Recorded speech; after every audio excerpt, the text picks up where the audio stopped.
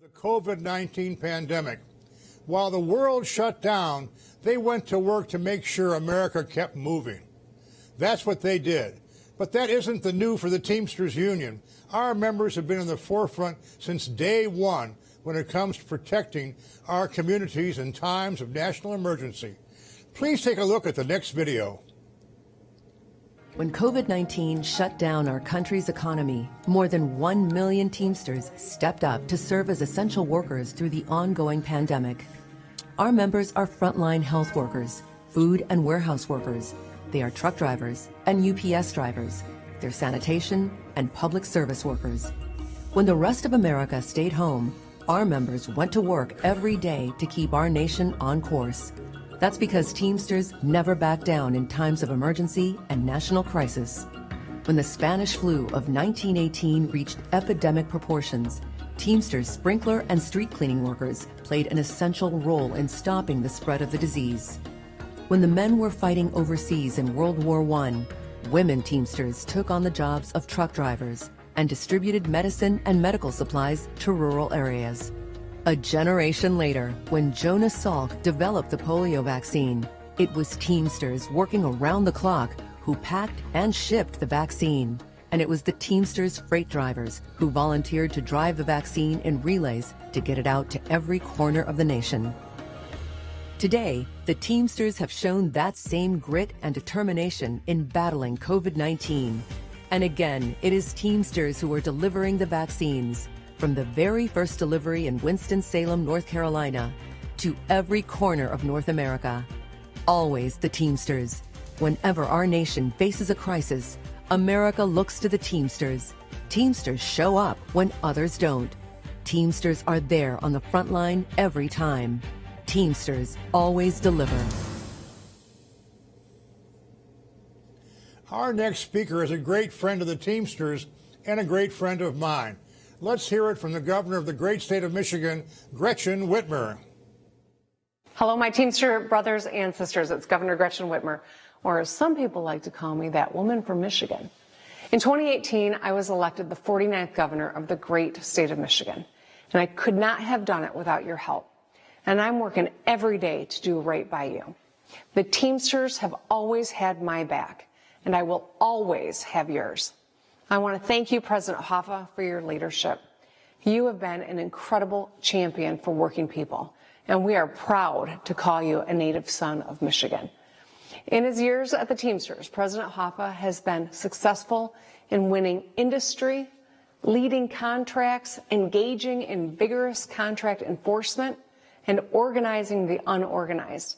He fights and he wins for his members. In short, he's been a powerful voice for working families. Personally, I'm so grateful for your friendship. I want to wish you all the happiness in your well-deserved retirement.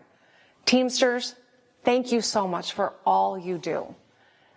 And when the time comes, I look forward to working with you to make phone calls, collect petition signatures, talk to our friends and family and neighbors about how crucial 2022 is. Thank you.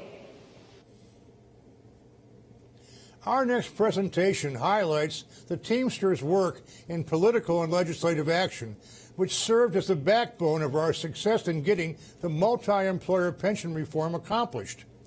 Our efforts at the local, state, and national level are more important than ever as we fight anti-union forces from coast to coast.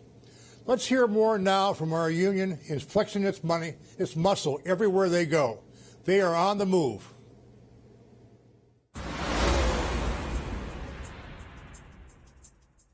The 2020 presidential race saw an unprecedented mobilization of union members as waves of working men and women hit the campaign trail early in the primary process to make sure their issues were addressed by the large field of Democratic candidates. All across the nation, Teamsters put boots on the ground as candidates hit the campaign trail to make their case for president. Whether it was New Hampshire or Iowa, Nevada or South Carolina, Teamsters challenged the Democratic candidates with direct questions, asking them how they planned to help working Americans as president. From July to December 2019, the Teamsters Union's primary engagement program put members in front of candidates nearly every single day. Teamsters from 37 local unions across 25 states attended 167 candidate events, asking 156 questions. Every single Democratic candidate fielded a question from a Teamster. Their persistence was unmatched on the trail. On one swing through the state of Iowa, Democratic candidate Tom Steyer was presented with a question on pensions by a different Teamster member at every single campaign stop. If businesses are too big to fail, why shouldn't people be too big to fail? What would you as president do to keep our union pension plans solvent? That's not money that we're begging for. We pay into those programs. What would you do? Yes. Every place I've gone in Iowa, there's been a Teamster. And it didn't stop there. When he headed out to Nevada, there were Teamsters there waiting for him. Before they could even finish their question, Steyer jumped in with his response. Quote, "I have 2 words for you, Butch Lewis. We're going to get it passed," unquote. Jesse Case, principal officer of Teamsters Local 238 in Cedar Rapids, Iowa, knows what Teamster power can accomplish. With nearly 24 candidates descending upon the state ahead of the caucus, Teamsters across the state mobilized to challenge them on the issues. We knew the 2020 election cycle presented a unique opportunity like we'd never seen before in our lifetimes, due to the fact that there were so many candidates running, and due to the fact that we had so many important issues to put in front of them. And we knew that wherever they went in the state, if we could put a Teamster in the room with them, we could make sure that they were familiar with our issues from the very beginning of the cycle. But the union's primary efforts didn't stop with tailing the candidates. For the first time in Teamster history, the union hosted a presidential candidates forum. 6 of the top Democratic contenders, including President Biden, joined General President Hoffa and some 700 Teamsters who traveled from across the country to Cedar Rapids, Iowa on December 7, 2019. There, they shared their plans to address the concerns of hard-working Americans, including pension reform and collective bargaining rights. The candidates didn't disappoint. Are the Teamsters in the house?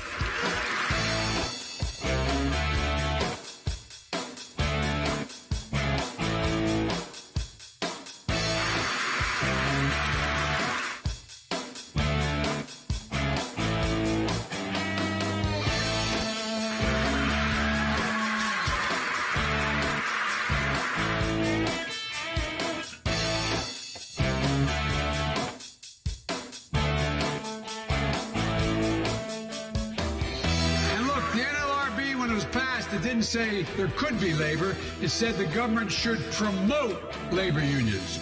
That we as Democrats cannot run a presidential election about what we're against. We need to get back to talking about what we're for and who we're for. So I am before you today as the granddaughter of a Teamster and a union worker. A lot of gig workers out there right now. As far as I'm concerned, if you're doing a gig, you're doing work. If you're doing work, that makes you a worker. And if you're a worker, you ought to have a right to organize and you ought to have labor protections that go with that. So for the last 10 years, my first partner in everything I've done politically is organized labor.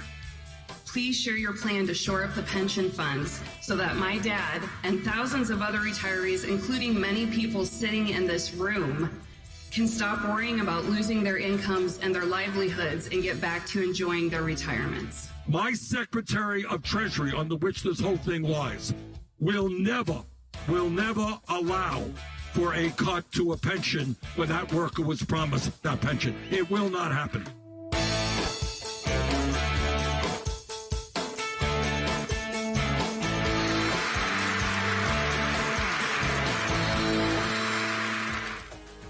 In addition to Teamsters in Cedar Rapids, there was interest from across the globe in this final candidates forum leading up to the Iowa caucus.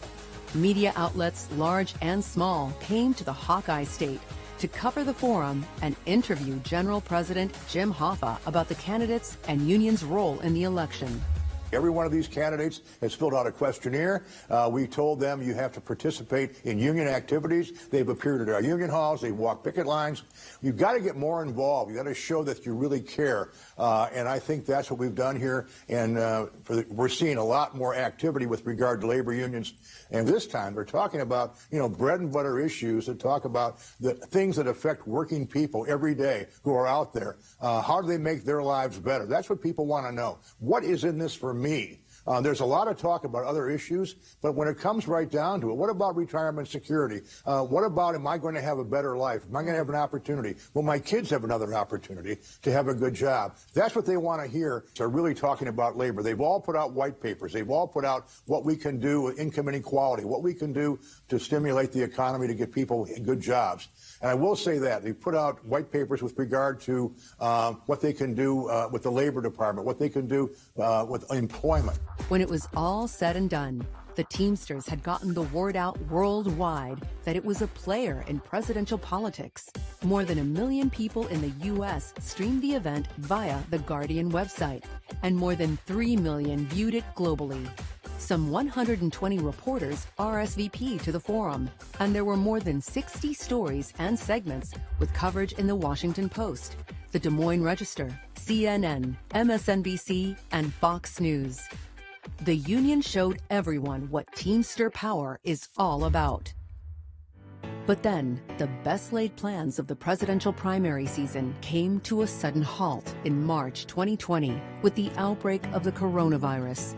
It meant the Teamsters would need to rethink political plans for the general election, and quickly.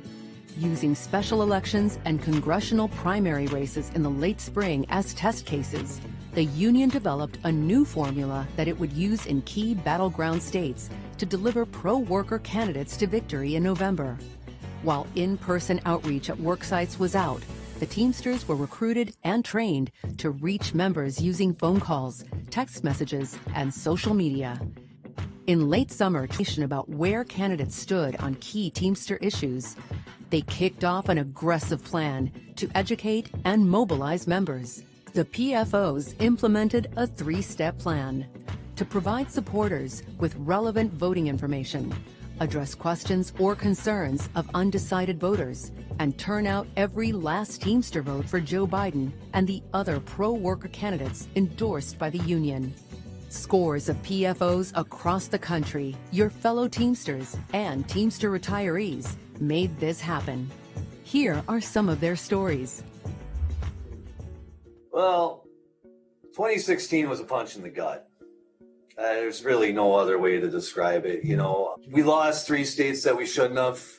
We had a motivated group. We had a lot of people who wanted change. And, we all worked in the same place. Kind of the camaraderie we had. Working with a great group of guys, it felt good because you can just feed off of each other. Like, you may hear a guy on a call say something and you didn't say it on the last call. And it kind of just made everybody better and stronger. And then it felt real good, when you convince somebody to get out there and vote. Well, this year in Michigan, being a PFO, it was a little bit of a challenge because everybody wanted to change and they wanted it now. But we had a strong group, and I think it worked out. Obviously, we were able to deliver Michigan for Joe Biden. As a whole, we should all feel great that when we work together, we can get things accomplished. The impact we made is the amount of people that we talked to. I think the numbers grew every time we got on the phones, every time we got on the text messaging apps. I just want to thank everybody for getting out to vote and just say congratulations. We were able to get somebody in there that's totally pro-labor. I'm Mike Crescencio, Local 107. And I just want to say this is my first campaign work, and it's crazy the different dynamics that between the 5 of us have. It's one thing I would just like to say, these guys are great at what they do, and we do work well together as a team. I think we generally care for each other. I know when we say we love each other, we do. It was fear out there. And when you got fear, it was undecided what they're going to do. But as a Teamster, you go in, do what you got to do, get out the information. Once you get information out, then the people seem to relax. Being a Teamster, a lot of us hide behind our own local numbers, but being out on the streets and seeing different locals, you start to realize that we all share the same common goal, and we're all brothers. This was my first campaign with everyone. It was an awesome experience. I mean, I won't forget it. It was a lot of fun. You know, I think we did a very good job as the 5 PFOs of Pennsylvania to really push the point across. And I want to thank everyone who gave us that opportunity. And keep fighting and don't give up. In all, the Teamsters logged more than 340,000 phone calls and sent 1.2 million text messages. The union also sent out 1.3 million pieces of mail and reached more than 350,000 members via digital advertising. Teamster voter turnout in states where we ran an aggressive political program was almost 6% higher than the rest of the country, and nearly 5% higher than turnout in 2016. As a result, Joe Biden won the traditional swing states of Michigan, Pennsylvania, and Wisconsin, as well as Arizona and Georgia. And the Teamsters now have a friend in the White House. If the general election demonstrated one thing, it was that working men and women wanted to change the direction this country was headed under the previous administration. But for the real change to happen, Democrats would not only need to control the White House, but the House and Senate too. It all came down to a January 5th runoff election in Georgia, where 2 pro-worker candidates, the Reverend Raphael Warnock and Jon Ossoff, defeated Senators Kelly Loeffler and David Perdue in tight contests. The win gave the Democrats the majority in the Senate and guaranteed that union issues would have a place in the legislative agenda. The Teamsters played a key role in getting Warnock and Ossoff elected. The union mobilized a team of 17 political field organizers from Joint Council 75 local unions in both Georgia and Florida, along with the Brotherhood of Maintenance of Way Employees Division. Building off a robust general election program, they turned out the Teamster vote when it counted the most. Jewel Prevost, Local 528, recording secretary and a shop steward at ACTS Security, participated as a political field organizer for the first time during this past election cycle. Well, when I was presented with the opportunity to be a political field organizer, I wasn't quite sure what that entailed, but I knew that had very much to do with the Senate runoff here in Georgia. As an individual, my political beliefs, Ossoff and Warnock, stood for a lot of things that I stood for, as far as union workers and things just kind of going the way it should, especially within the state of Georgia. But most importantly, the pension. Even though that's not something I'm directly affected by, it was concerning to me because I knew that there were veterans and retirees that invested a lot into the pension, and that we had 2 candidates that could stand behind that and make that happen. Thanks to the work of Jewel and hundreds of political activists like her, pro-worker, pro-union candidates now hold office in what was once a Republican stronghold. 2018 Georgia Democratic gubernatorial candidate Stacey Abrams led the fight to turn the state blue in the 2020 presidential election and saw firsthand the impact labor had during the Senate runoff. Hello, Teamsters. Thank you for having me this year for the 30th International Convention. I am honored to speak with you all today. I want to begin by thanking President Hoffa for his leadership for American families and for his continued support in Fair Fight's mission to protect the freedom to vote. And I especially want to thank each and every one of you because you answered the call to save our democracy and helped to ensure victory on November 3rd and again in Georgia on January 5th. It is because of every dollar you contributed, every call you made, every door you knocked, that we were able to elect a pro-labor administration with President Biden and Vice President Harris, take control of the United States Senate, and elect Georgia's first Black and first Jewish senators, Raphael Warnock and Jon Ossoff. Because of your support, American workers have strong allies in the halls of power.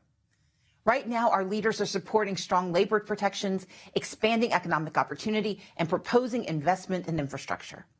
Undergirding these current battles and the future promise of these objectives are the fundamental rights to vote and be heard. The lives of 500,000 Teamsters and their families have been directly impacted by these elections and the proof that elections matter. Families have received critical investments. Pension funds for union members have finally received financial relief. Cities and counties have the supports they need to serve constituents and workers. And without your efforts in the November election and the Georgia runoffs, Americans would not have a pro-labor Senate majority, no American Rescue Plan, and no plans for progress for our country. As we prepare for next year's midterm elections, labor rights will again be under siege, but they will also be available for expansion. Securing the right to organize requires us to secure the freedom to vote in free and fair elections. There is no other choice. And yet, while the purveyors of voter suppression erect barriers to the ballot box in state legislatures across the country, we will stand up for and protect the young people, the people of color, and other folks who showed up in 2020 and in 2021. I encourage you to continue to defend democracy in your states, knowing that this isn't a partisan battle. This is a citizenship battle, one that requires workers and families to protect what makes our nation so vibrant and vital.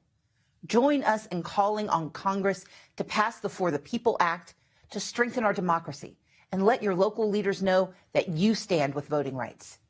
Together, we can protect the right to vote in America. Let's get it done. Thank you. There is no denying that without the Teamsters and other labor unions running such an effective field program in Georgia, the critical legislative victories we have seen would have never come to pass. Promises made on the campaign trail are now being kept in the halls of Congress.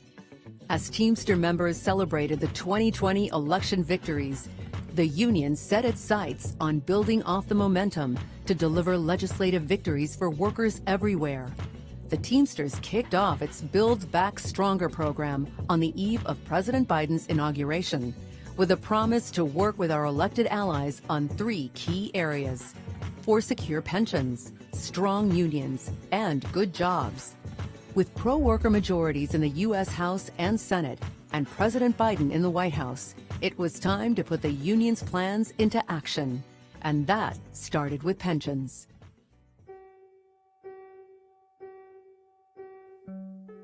If I lose my pension, I have no way to support myself. We have reluctantly come to terms with the fact that we may have to sell our house. I am asking this for my husband. He paid into this pension for 30 years. For more than 2 decades, under the leadership of General President Jim Hoffa, the Teamsters fought to save the faltering multi-employer pensions of more than 1 million Americans. And in March, thanks to that hard work, Teamster members and retirees in more than 50 retirement lifeline. President Joe Biden signed the American Rescue Plan into law. They will now receive their entire earned pension benefit with no cuts. No cuts, no cuts, no cuts. Union members and retirees made this happen when they told Teamster leaders that pensions were their top concern in the 2020 election. But we got a chance here to fix this problem. They got out on the campaign trail, spoke to candidates, and raised the profile of pension reform. Joe Biden, Nancy Pelosi, and Chuck Schumer listened, and they delivered. You worked for it, you deserved it, you earned it, it's a promise, and it will be kept. And you know what? No cuts. If we don't meet these pension obligations today, they're going to cost the government a whole lot more tomorrow. Everybody here worked hard. People worked 30 and 40 years with a promise.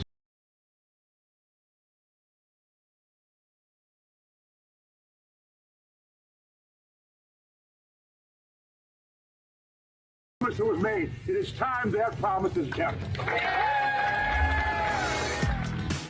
When President Joe Biden signed the American Rescue Plan into law on March 11, 2021, A long journey of nearly 2 decades came to a successful end. It was the top concern of the members and retirees, and the presidential candidates knew that they would need to deliver if they made it into the White House. The next thing that happened was that the Butch-Lewis Act was introduced, and I wish that Butch Lewis was alive today to see the work that we're going to do, because as president, I will get it done. So we're here to deliver a message that Congress can hear, a message that the Treasury can hear. We're here to deliver it and deliver it loud. Did the truck drivers crash our economy? No! Did the dock workers crash our economy? No! Did the warehouse workers crash our economy? No! Did the retirees crash our economy? No! Did the widows and families crash our economy? No! And should the workers pay? God, one area we should be ashamed of ourselves is what we do to our seniors and our elders in this country. The very idea of this nation is that everyone should have dignity and security in retirement. Those people who were made a promise for pensions, and now we're a nation that isn't in a bipartisan fashion rushing to make sure we meet that promise, I'm sorry. This is something that I will fight for, go to the mat for, and woe be to you if I am the President of the United States and are going to stand in the way of doing what's right by people who earn pensions and are being held back or denied them by politicians who don't seem to get the values of this nation. I have no desire to work until I die, and I'm certain the other 400,000 active and retired workers who have invested in the Central States Pension Fund feel the same way. My question is, what is your plan to address the pension crisis and restore retirement security for American workers? Thank you.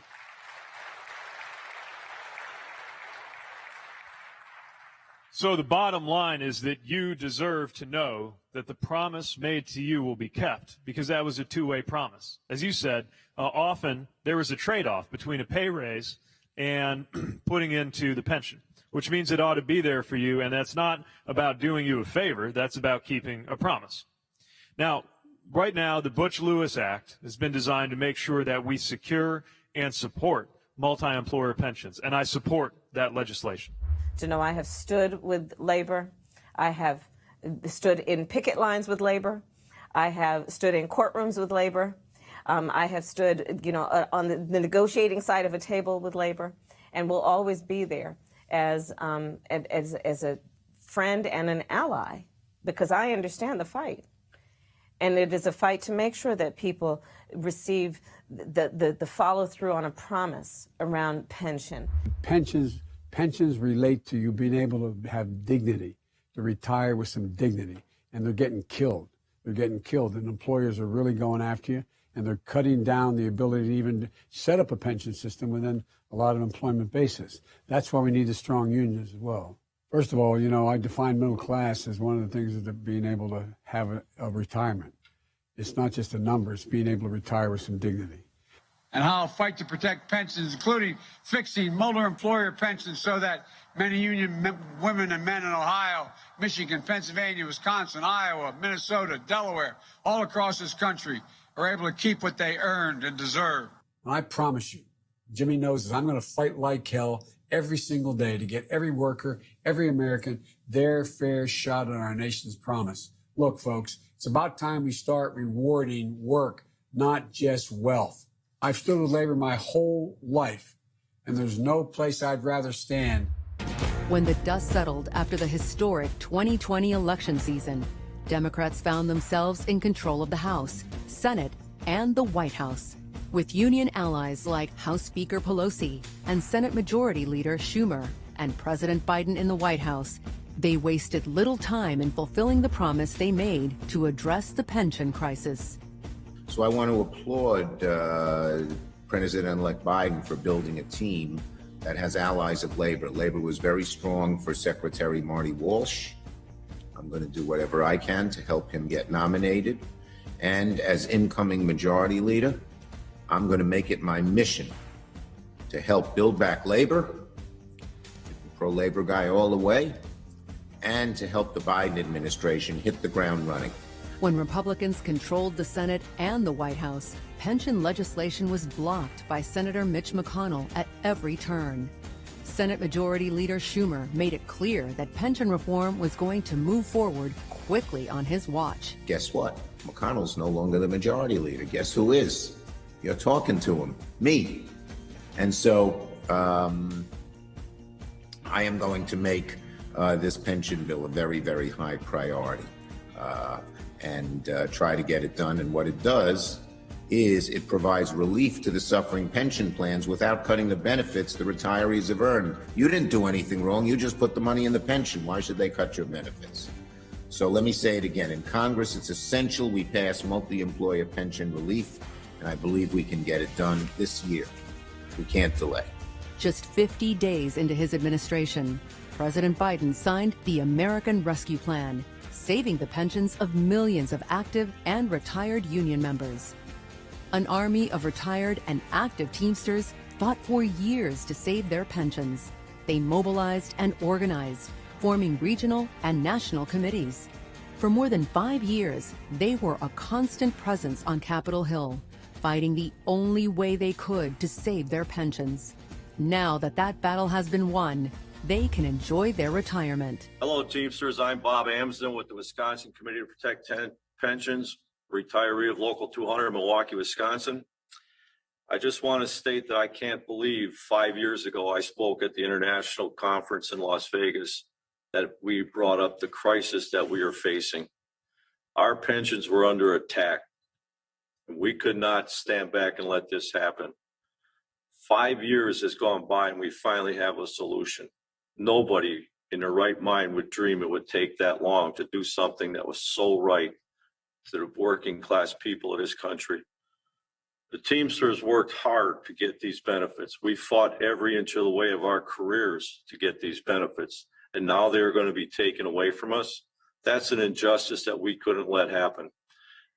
My name is Bernie Anderson, and I'm so proud to be standing here with Bob and Ken as a retiree of Local 200 in Milwaukee, Wisconsin.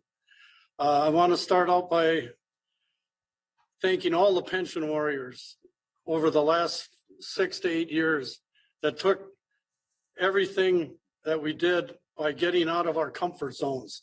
That's one of the first things we did at the little church basement is the speech about this has to resonate with everyone. So we have to get out of our comfort zone. We have to write letters. We have to go see politicians. We started that out with writing over 30,000 letters in the last 6 years to Congress people in our state and around the country. My name is Kenneth Stribling.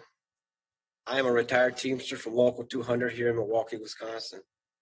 I also am the Vice President of the National United Committee to Protect Pensions and one of the co-leaders along with these two fellows here, Bob and Bernie. I joined this dynamic duo 6 years ago when I went to my first meeting in that church basement. I knew the day I walked into that basement that I wanted to be a part of this historical grassroots movement. I went home, shared what happened that day with my wife. She smiled and gave me the okay, but I had to make her a promise that I would stay involved until there was a solution found. And little did I know it would take 6 years. I'd like to thank Speaker Pelosi, especially Speaker Pelosi, for the acknowledgement of my wife's memories in her floor speech before the Butch-Lewis Act was passed. Beverly didn't get a chance to live to see the solution. Her memory lives on with all of us here. I just want to thank everybody from the bottom of my heart. I was so proud to be a part of this grassroots historical movement, and I'll never forget it. So thank you so much from the bottom of my heart.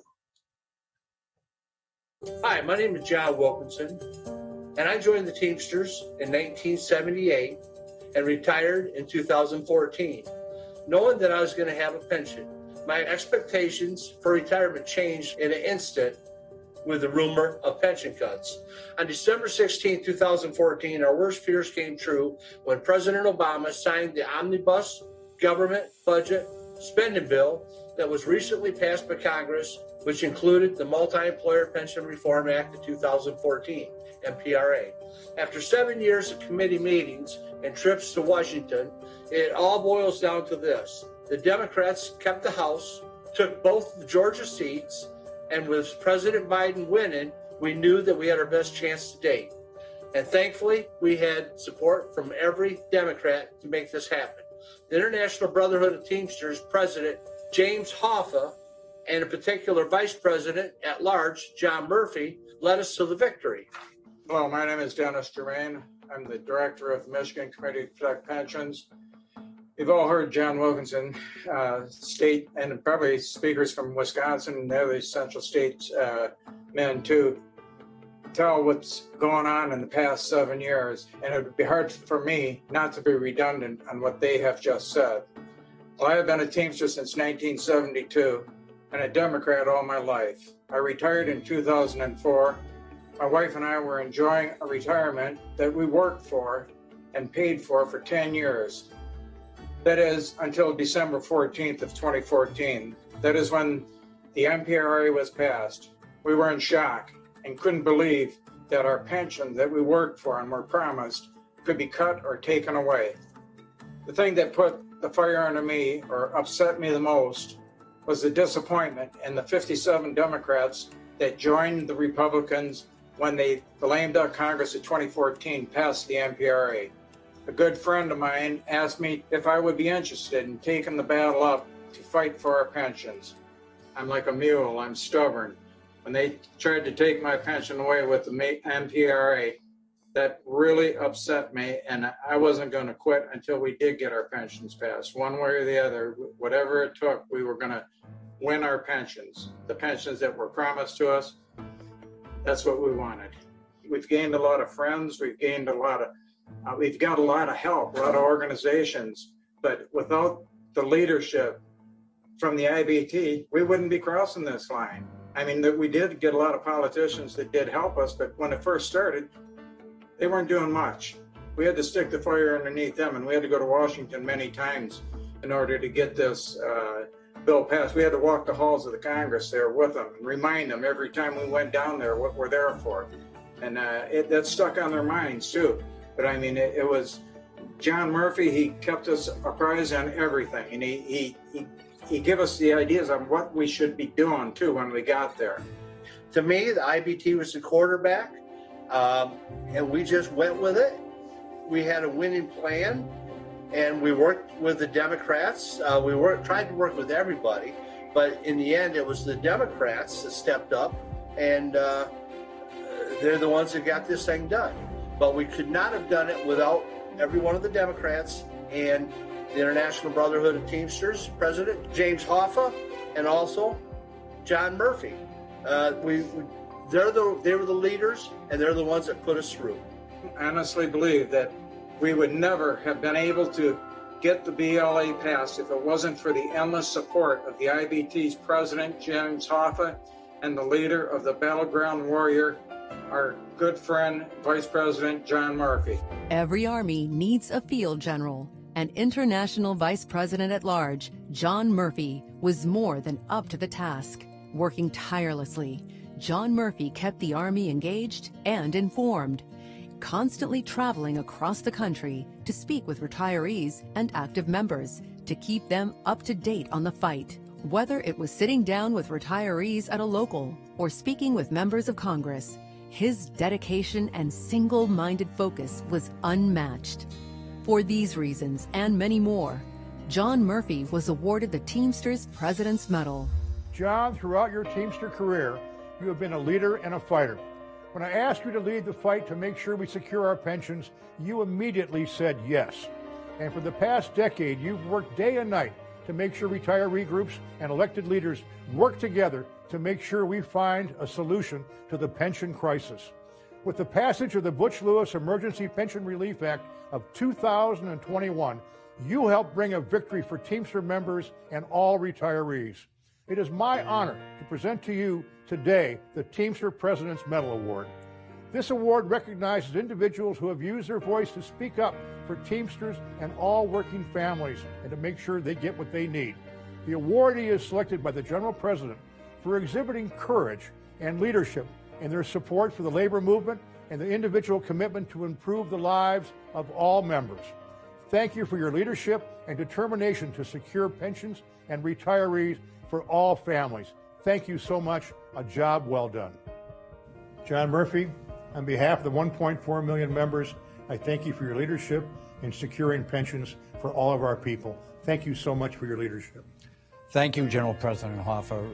I humbly accept this award on behalf of more than 1 million retirees and workers across the United States, but most importantly, for our Teamster retirees and Teamster members whose pensions were in jeopardy for such a long time. When you appointed me to lead the Teamsters fight to save our pensions, we knew it was going to be a long, arduous road, but we never imagined the ups and the downs that we encountered on the way. But we hung in there, and the Teamster retirees were inspired by the leadership shown by you and all of the resources that the Teamsters Union put into this fight, and they became the face of this pension fight. They were the American citizens who needed their government to act on their behalf to save their retirement security. And ultimately, the Democratic Party leadership was able to get the Butch-Lewis Emergency Pension Plan Relief Act of 2021 passed through the legislative process. What an achievement. Again, Jim, thank you so much for this award. Thank you. There are many congressional leaders to thank, but Chairman Richie Neal from Massachusetts led the charge from the start. Without Chairman Neal's unwavering support, retirement security of millions of workers would still be at risk. For his service to the Teamsters Union and working families across the nation, Chairman Richie Neal received the Teamsters President's Medal. Congressman Richie Neal, throughout your career, you've stood shoulder to shoulder with working families. You are an ally and a leader on every issue. You have done yeoman's work on behalf of retirees and members to secure their pensions. Because of your leadership, more than 1 million workers will receive their earned pensions with no cuts. On behalf of the more than 2 million active retired Teamsters, we thank you. It is my honor to present to you today the Teamsters President's Medal. This award recognizes individuals who have used their voice to speak up for Teamsters and all working families. This awardee, selected by the General President for exhibiting courage and leadership in their support for the labor movement and individual commitment to improve the lives of all members. Thank you for your leadership and determination to secure the pensions for all of our retirees. Thank you. Thank you so much for those kind words, President Hoffa, and for your years of leadership in support of America's working men and women. I am deeply honored to receive the Teamsters President's Medal. I've said it before, and I'll say it again. When I look back on my career of more than 3 decades in Congress, passing the Butch-Lewis Act is one of my proudest achievements. As President Hoffa just noted, that legislation saved the pensions of more than 1 million workers and retirees. Those individuals had worked hard and deliberately saved money for their retirements, sometimes even foregoing pay raises to ensure their long-term financial security. Due to no fault of their own, those hard-earned savings were at risk of evaporating if Congress did not act. Fortunately, after years of negotiation, we finally passed our legislation to protect these pensions as part of the COVID relief legislation. That was a huge victory, and I certainly didn't achieve it alone. The Teamsters played a vital role in making sure that this happened. So I want to thank all of you for your hard work and commitment to doing right by the innocent folks who are on the brink of losing so much. Throughout my career, I've made it a priority to be a staunch ally of the labor movement. I believe in the value of unions and the protections they afford America's workers. Passage of the Butch-Lewis Act is not the end of my work on your behalf. You have my word that I will continue to fight for you and for the creation of good American jobs that pay well. Thank you for all that you do for your communities and for our nation's economy. And thank you again for this tremendous honor. Of course, securing pensions may have been the first victory in the Build Back Stronger program, but the union wouldn't settle for it being our last. While on the campaign trail, President Biden echoed the Teamsters' calls to expand the reach of labor unions in this country so that more Americans could get better pay, benefits, and improved working conditions on the job. I want the support of the Teamsters because we need an incredibly strong labor movement that has to grow in America, not shrink. You know, everybody thinks the NLRB was set up only to say you could have unions. It said you should promote unions.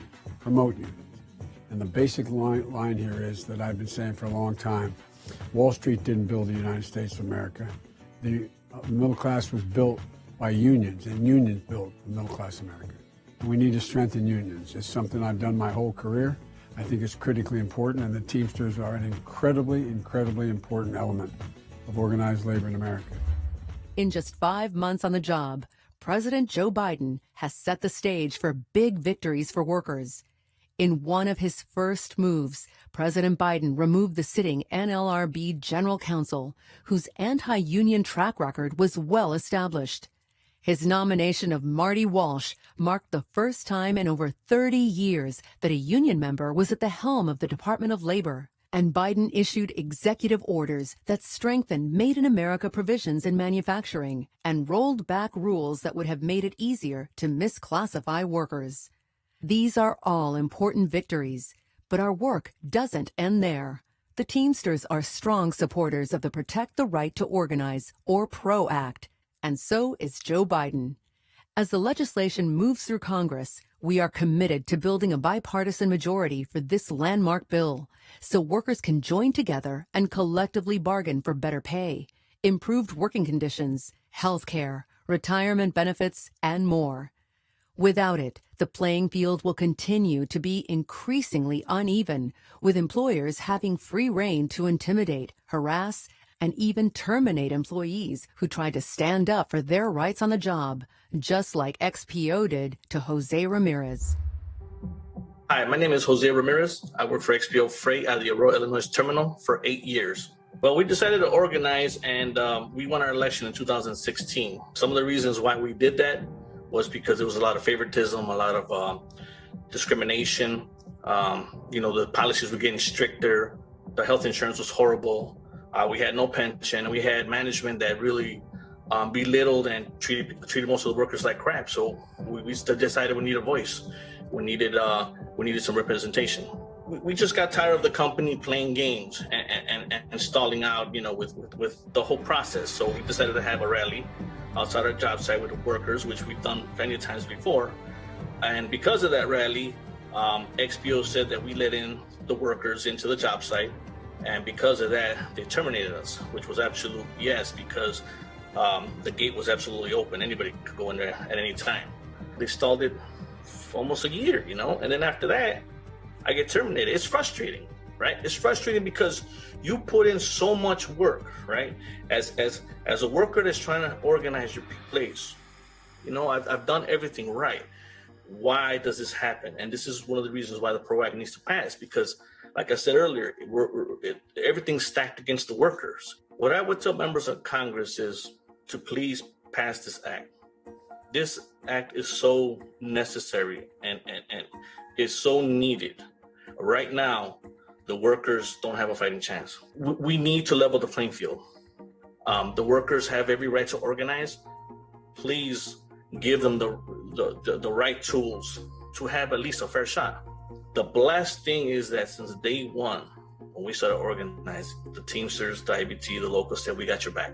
No matter what happens, we got your back. And I believed in that. I really did believe in that. And I was right. When I did get terminated, the Teamsters were there to back me up. But the fights and the victories for strong unions isn't just happening at the federal level. Teamsters across the country, like those in the Big Sky State, are standing up to stop efforts that try to lessen union power through legislation, like so-called right to work. Aaron Foley, Secretary-Treasurer of Local 2, and Jim Larson of Local 190, fill us in on the fight. In the fall of 2020, after 16 years of having a Democratic governor, Republicans gained a trifecta in Montana, controlling the governor's office as well as the legislature. To make matters worse, our new governor campaigned on right-to-work legislation and was ready to turn Montana into a right-to-work state like our neighbors Wyoming, Idaho, North Dakota, and South Dakota. Given the new political reality, we knew anti-union bills were coming. And to no surprise, not long after the legislature began, the anti-worker bills were filed. Right to work, paycheck deception, dues deduction, a tax on prevailing wage, and a tax on pensions. We have a history in the state of engaging with elected officials of all parties who were willing to stand up for unions. And while the attacks were coming from Republicans, we were working toward building a coalition of Democrats and moderate Republicans we had worked with in the past to stand up for hardworking families and defeat these bills. This was a different kind of session due to the pandemic. We couldn't do rallies or large meetings like how we would have in the past, so we had to think differently. We implemented weekly Zoom calls with members and stewards. We partnered with unions across the state to work together, and we did all we could at the Capitol to let lawmakers know that Teamster members were watching and expecting them to vote with working people.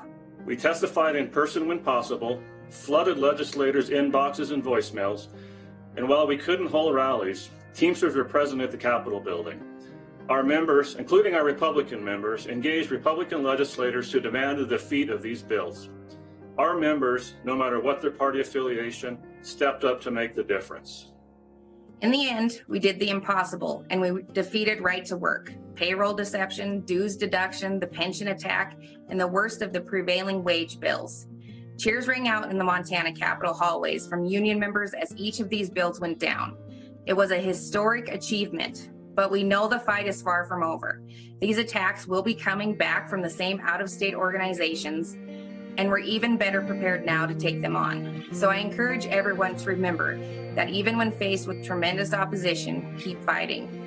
When we come together and stay determined, working families will always win. And Teamsters with Local 633 in New Hampshire won a similar fight in early June, stitching together a bipartisan coalition in the State House to get it done. In the 2020 midterm elections, we had a turnover of party rule here in New Hampshire. The Republicans gained control of the Senate. They gained control of the House. The governor's office maintained the Republican leadership, and they had the perfect storm to push their right-to-work agenda. I just don't think that we were shocked by the Right to Work for Less bill coming up the 1st of January in the new year. A day after the election, Jeff's direction, we were calling new Republican reps, congratulating them on their election and covering the Right to Work for Less information that we had with them. And we had established good relations with people early on. So we were on this before it was even proposed. So we got way ahead of the curve, and we just never stopped working it. Like Jeff said, it was a total team effort. This governor has no imagination. He does not reach out to working families. He does not reach out to labor. He's anti everything that the labor movement stands for. So we knew it was coming. We reached out to the 92 new Republicans, told them what right to work was, told them what our stance was on right to work and how it amounts to theft of services. Final thing that I would add is I think that we have put together the template to be in the best position possible to beat this in 2 years and send them back packing again in 2 more years. Like Jeff said, it's been going on for 41 years. We fought like we were behind because the deck was definitely stacked against us. But, you know, if you say the truth enough and you have the facts to back it up, it will win out.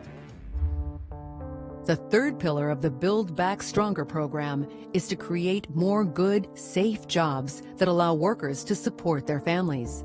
The Teamsters secured commitments from candidates in the 2020 elections, and now Joe Biden is making good on his promises as president. But I'm going to build it back better. I'll reward work, not wealth, as I said. I'll invest in manufacturing, infrastructure, the American automobile industry, creating millions of good-paying union jobs.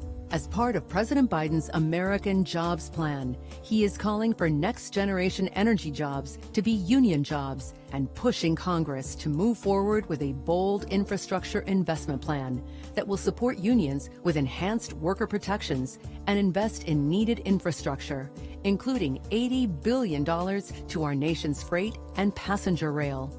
That is the kind of plan Teamsters can get behind. I think it's good that that the president is pushing infrastructure spending, and in particular rail. I would say for multiple reasons. I think rail is very important. One, it's sort of the arteries or the veins or whatever of the country in many ways, right? So a lot of commerce moves that way, but more importantly, a lot of people, more and more people want to travel by rail as opposed to, traveling in their cars. And so it would be very good for to have less people on the road, safer for everybody, less cars are moving about, better for the environment for sure, with less vehicles. And so like this funding could go a long way, or at least lay the foundation for expanding passenger rail. The Teamsters are also working at the federal, state, and local level to give workers a seat at the table when it comes to automation, fighting efforts to expand automation that threaten jobs and public safety. Father and son Teamster members Jeff and Tanner Widows, as well as Eric Richardson, all from Local 512, were featured in a 60 Minutes episode last year talking about their concerns. I think that companies need to keep safety in mind. You have a glitch in a computer at that speed, you can do some harm. One of them semis hit something that's small, like a car, passenger car, or anything like that, it's a done deal. That's our concern, is who's watching this, who's making sure that they're not throwing something unsafe on the road. I think a lot of it is being done with almost no oversight from good governance groups, from the government itself. A lot of this information, understandably, is proprietary. Tech companies want to keep their algorithms and their safety data secret until they can kind of get it right. The problem is that in the meantime, they're testing this technology on public roads. They're testing it next to you as you drive down the road. As technological advances continue to affect the American workforce, the Teamsters are committed to demanding that the safety and the livelihoods of U.S. workers are taken into consideration. When it comes to advancing the Teamsters agenda, there is no one better to have in office than fellow Teamsters. Union members have been running and winning at every level all around the country, and the Teamsters Union has remained committed to investing in a top-notch Teamster candidate program to support our members. Because when Teamsters win, they deliver, like Local 50 Secretary-Treasurer Jason Ashmore, who is also Mayor of Cesar, Illinois. My name is Jason Ashmore. I'm Secretary-Treasurer, Business Agent for Teamsters Local 50. When I was a Teamster working for the state of Illinois, I was so happy to be a union member, and especially a Teamster member. But I didn't realize the effect that local, county, state government elected officials had on making sure that our union brothers and sisters get the work that they deserve and the benefits. I didn't understand, as a lot of people I believe do these days, how important the unions are. But when I became an elected official, I realized that actually we were able to make sure that all the jobs that the city done were done by union contractors.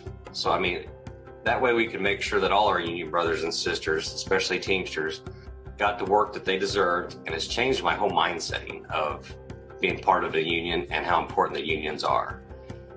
And so that's why I believe it's so important to make sure we have elected officials that are pro-union, first of all, but if we can have them to actually work for a union, it makes a big difference in how your mindsetting is and how important it is.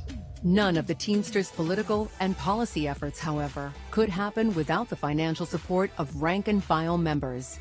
And that happens through donations to DRIVE, the Democrat, Republican, Independent Voter Education Fund, the Teamsters Political Action Committee.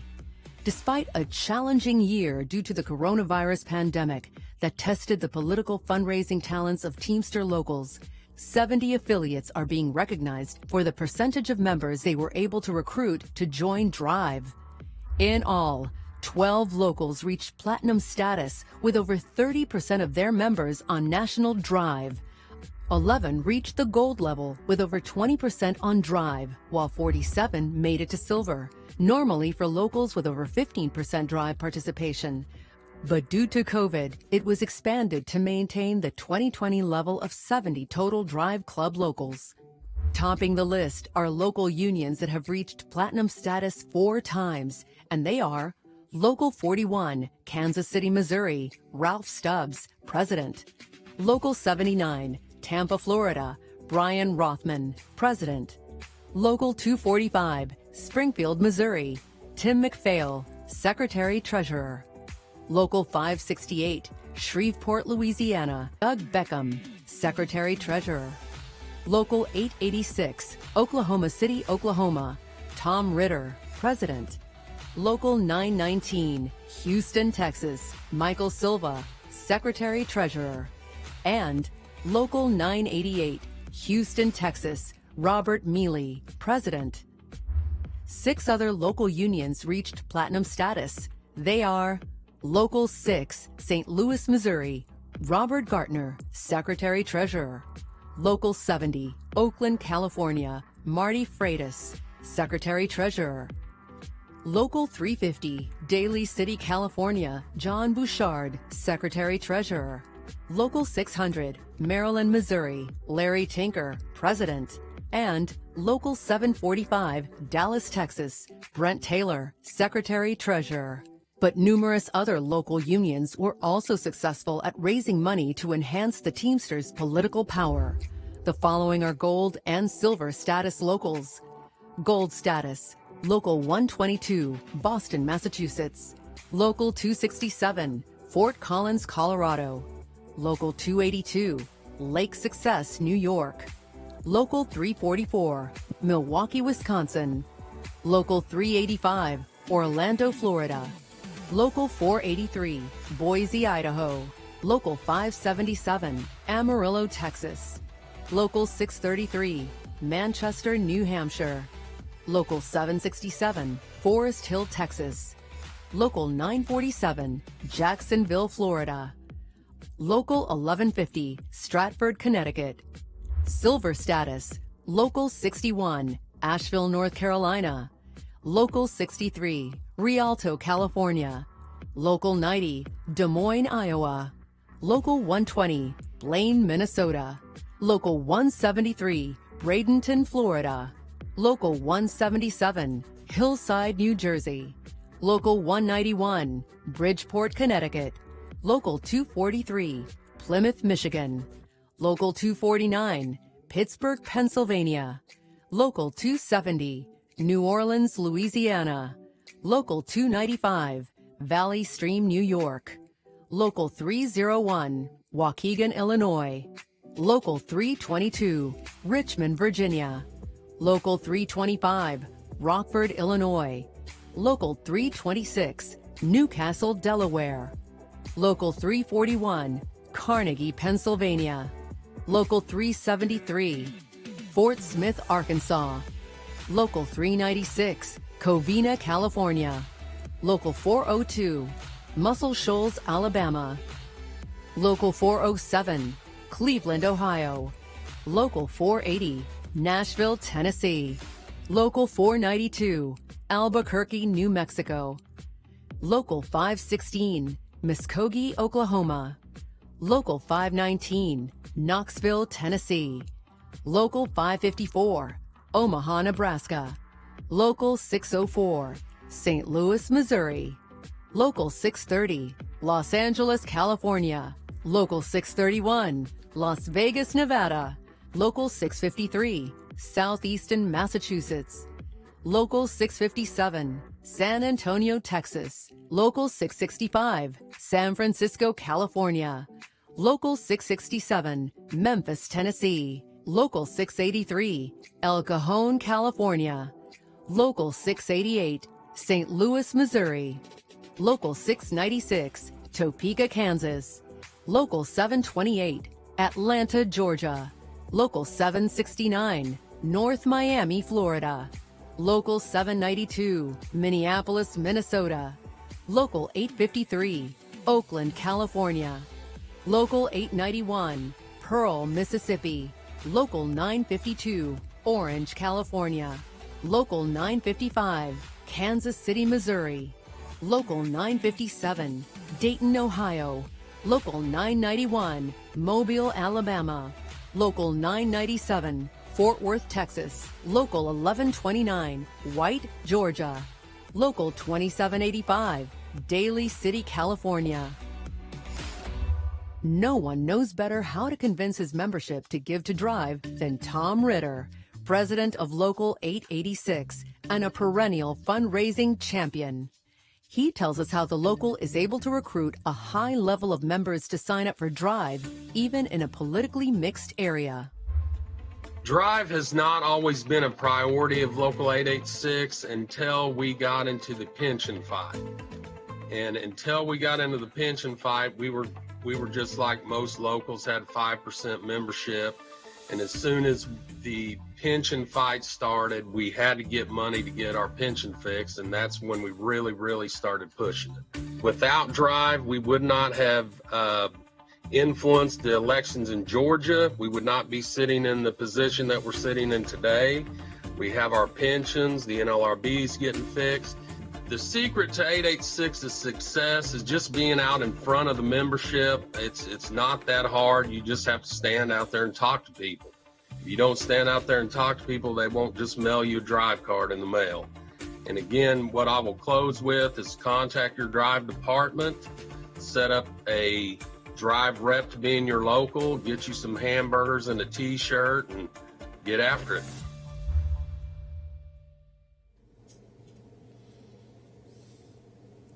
Please join me in welcoming the co-chairs of the Political and Legislative Action Committee, Tom Ritter of Teamsters Local 886 in Oklahoma City, Oklahoma, and Sammy Gabriel of Local 320 in Minneapolis, Minnesota.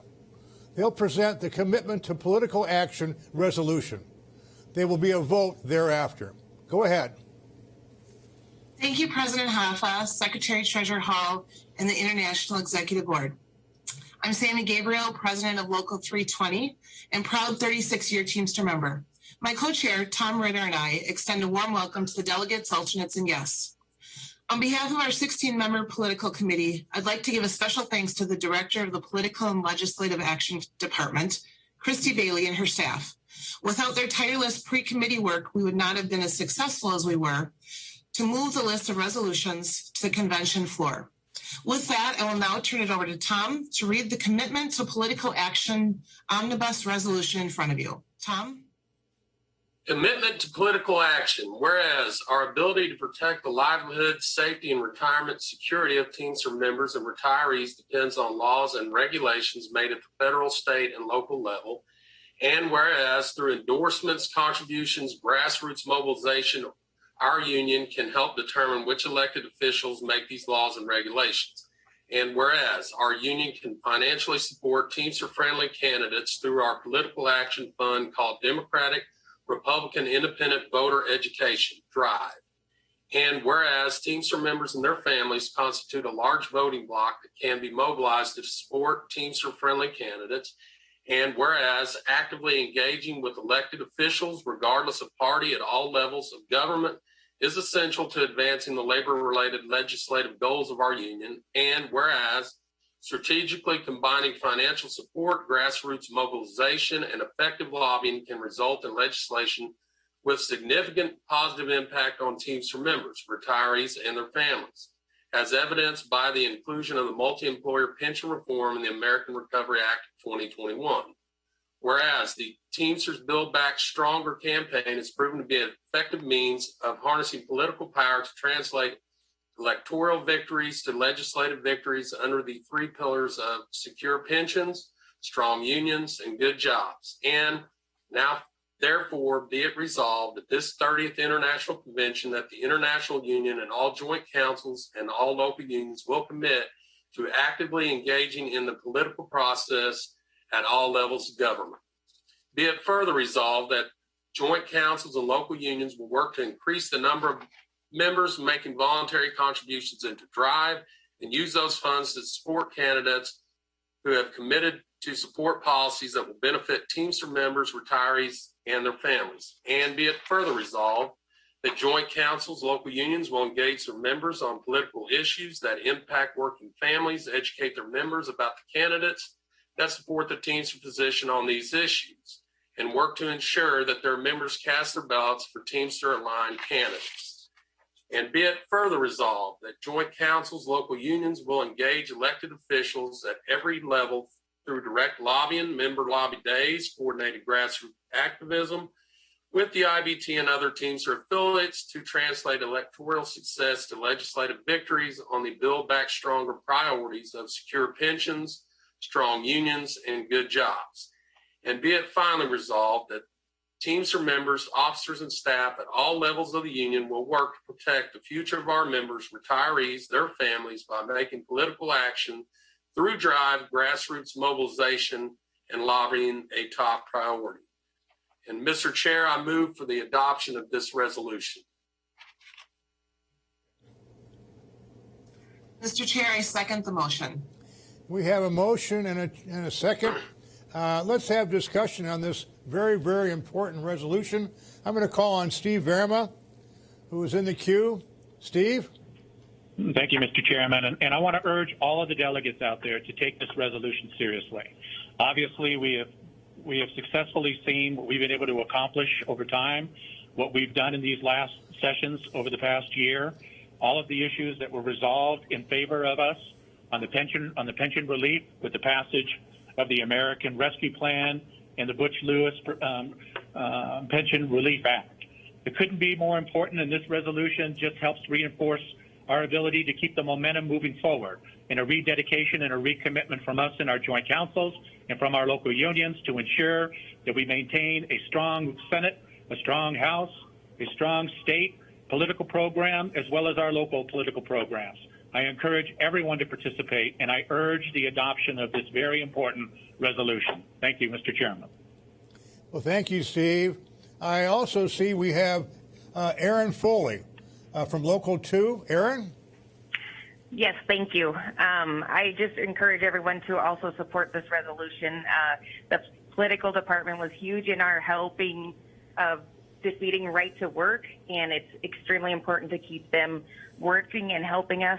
They were able to assign a political staff member to assist us every day. So I just encourage local unions to reach out to the political department for help, and please adopt this resolution. Thank you. Well, thank you, Aaron. I see nobody opposing it.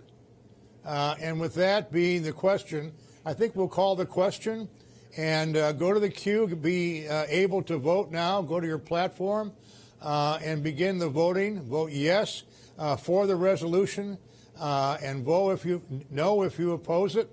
Let's start the voting right now. Thank you.